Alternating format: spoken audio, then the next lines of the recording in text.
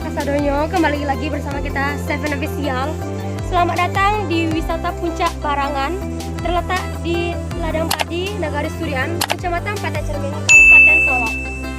Tepatnya di daerah kita, yakni Sumatera Barat. Kali ini kita akan melihat kepandaian dan kesenian anak Nagari Minang kita yang akan menampilkan berbagai kesenian Minang seperti tari piring, pilek, randai, dan lain sebagainya. Di sini sudah standby adik-adik kita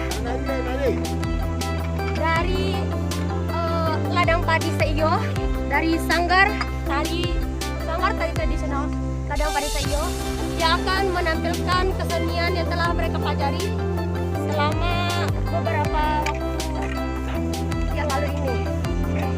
Oke, langsung saja kita mulai.